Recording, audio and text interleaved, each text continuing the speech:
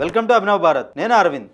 ADR నివేదికలో సంచలన విషయాలు బయటపడ్డాయి. 10 ఏళ్లలో రెట్టింపైన ఎంపీల ఆస్తులు. వాటి వివరాలు చూసుకుంటే టాప్లో హేమమాలిని. రాజకీయ రంగం అత్యంత లాభదాయకమైన వృత్తులలో ఒకటిగా కొనసాగుతుందని మరోసారి స్పష్టమైంది. గత 10 ఏళ్లలో అంటే 2014 నుంచి తిరిగి ఎన్నికైన ఎంపీల ఆస్తులు భారీగా పెరిగాయి. Association for democratic reforms, national election watch సంస్థల విడుదల చేసిన నివేదికలో ఈ ఆసక్తికర విషయాలు వెల్లడయ్యాయి. 2014 నుంచి తిరిగి ఎన్నికైన 103 మంది ఎంపీలలో 102 మంది సమర్పించిన అఫిడవిట్లను విశ్లేషించి ఈ నివేదికను రూపొందించారు. నివేదిక ప్రకారం ఈ 102 మంది ఎంపీల సగటు ఆస్తి 2014లో 15.76 కోట్లుగా ఉండగా 2024 నాటికి అది రెట్టింపు కంటే ఎక్కువగా పెరిగి 33.13 కోట్లకు చేరింది. అయితే ప్రధాని నరేంద్ర మోడీ అత్యంత తక్కువ ఆస్తులు కలిగిన వారిలో ఒకరిగా నిలిచారు. 2014లో ఆయన ఆస్తులు ₹1 పైగా ఉండగా 2024 నాటికి 3.96 కోట్లకు పెరిగాయి. ప్రధానితో పోలిస్తే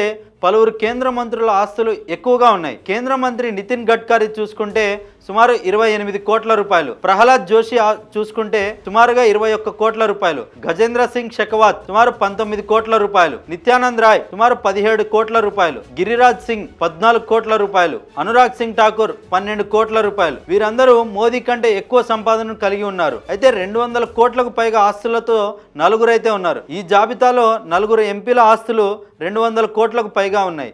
వీరిలో 3 బీజేపీకి చెందిన వారే. వారిలో ప్రథమంగా హేమమాలిని 278 కోట్ల రూపాయలు, ఉదయన్ రాజే బోంస్లే 223 కోట్ల రూపాయలు, మాలా రాజలక్ష్మి షా 206 కోట్ల రూపాయలు ఉన్నారు. తృణమూల్ కాంగ్రెస్ ఎంపీ శత్రుఘ్న సిన్హా 210 కోట్ల రూపాయలు కలిగి వారు కూడా ఈ క్లబ్లో చేరారు. తెలుగు ఎంపీ ఆస్తుల్లో భారీ వృద్ధి. ఆస్తుల వృద్ధిలో పలువురు ఎంపీలు రికార్డు సృష్టించారు. వైసీపీకి చెందినటువంటి ఎంపీ మిథున్ రెడ్డి ఆస్తులు 2014లో 22 కోట్లుగా ఉండగా 2024 నాటికి 146 కోట్లకు చేరాయి. అదేవిధంగా బీజేపీ ఎంపీ పూనంబెన్ మాడమ్ ఆస్తులు చూసుకుంటే 17 కోట్ల నుంచి సుమారు 147 కోట్లకు పెరిగాయి. శివసేన ఎంపీ శ్రీరంగ్ బర్నే ఆస్తులు చూసుకుంటే 66 కోట్ల నుంచి 131 కోట్లకు పెరిగాయి. గుర్గావ్ బీజేపీ ఎంపీ రావ్ ఇంద్రజిత్ సింగ్ ఆస్తులు అత్యధికంగా 385% వృద్ధితో 25 కోట్ల నుంచి 121 కోట్లకు చేరాయి. ప్రతిపక్ష నేతల్లో హర్ సిమ్రత్ కౌర్ బాదల్ 198 కోట్ల రూపాయలు, సుప్రియా సూలే 166 కోట్ల రూపాయలు, శశి థరూర్ 56 కోట్ల రూపాయలు, అసదుద్దీన్ ఓవైసీ 23 కోట్ల రూపాయలు, రాహుల్ గాంధీ 20 కోట్ల రూపాయలు.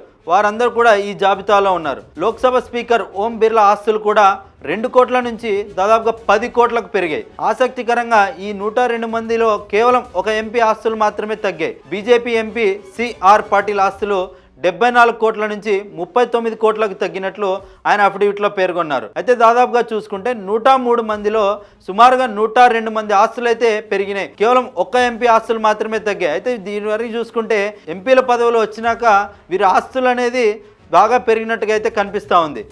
Thank you.